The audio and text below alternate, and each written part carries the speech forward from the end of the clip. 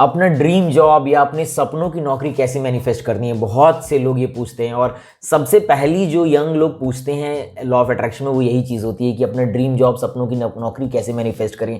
आपको 2 पार्ट में बताता हूँ, ये बात 2 पार्ट में बताता हूँ। पहला तो अपनी खुद की स्टोरी बताता हूँ, मेरी ड्रीम जॉब कैसे मैनिफेस्ट हुई थी, और दूसरा आपको बताता हूँ कि लोग क्या कॉमन गलती करते हैं इसमें। तो सबसे पहले आपको बताता हूँ अपनी ड्रीम जॉब मैनिफेस्ट के बारे में। 2004 to 6 की बात है, जब मैं एमबीए कर रहा था दिल्ली में। और सिंपल बात है कि मैंने ना द सीक्रेट पढ़ा था कभी, ना मुझे मालूम था, ना जब मैंने सुना था, ना मुझे लॉ ऑफ अट्रैक्शन का मालूम था, ना मुझे मैनिफेस्टेशन का मालूम था।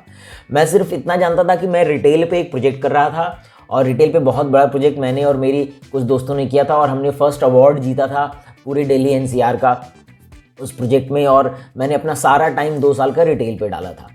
अब उसके बाद जब रिटेल पे डाला था, तो फिर उसी वक्त मुझे पता चला कि दुनिया की सबसे बड़ी रिटेल फर्म है वॉलमार्ट। और कहीं ना कहीं मेरे दिमाग में आने लगा कि काश मैं वॉलमार्ट के लिए काम करूं, काश मैं वॉलमार्ट में नौकरी करूं। दुनिया की सबसे बड़ी कंपनी और रिटेल की भी सबसे बड़ी कंपनी, टर्नओवर वाइज दुनिया की सबसे बड़ी कंपनी, रिटेल की सबसे बड़ी कंपनी, इसी में नौकरी करना और इसी में नौकरी का मज़ा आएगा।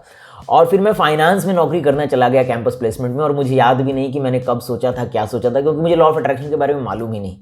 लेकिन हुआ क्या 2010 में बताता हूँ आपको। लेकिन पहले अगर आप मेरे चैनल पे नए हो, इस यूट्यूब चैनल पे नए हो, प्लीज़ लाइक करो, सब्सक्राइब करो, अपने कमेंट्स दो, आपको कैसा लगता है बताओ।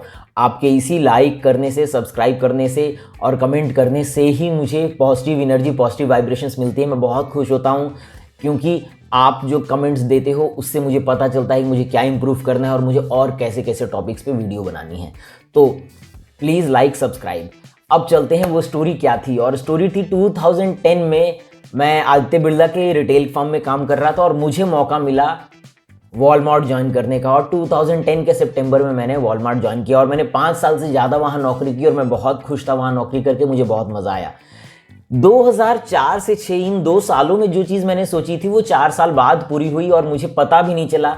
लेकिन आज जब मैं लॉ ऑफ अट्रैक्शन के बारे में सोचता हूं, तो मुझे लगता है कितना पावरफुल ये चीज़ है कि 4 साल पहले की सोची हुई चीज़ भी हो गई।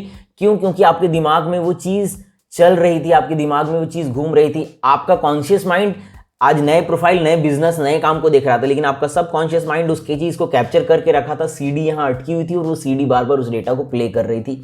और इसीलिए मेरे आसपास के लोग हर चीज़ मिल के मुझे उस चीज़ को पूरा कराने की कोशिश कर रहे थे, और मुझे ये पता नहीं था।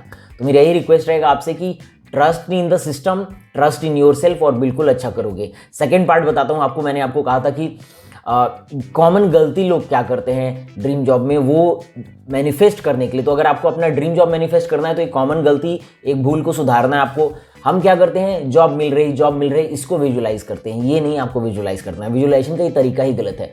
आपको जॉब मिलने के बाद क्या करना है वो विजुलाइज करना है। आप जॉब मिलने के बाद क्या एंजॉय कर रहे हो वो विजुलाइज करना है।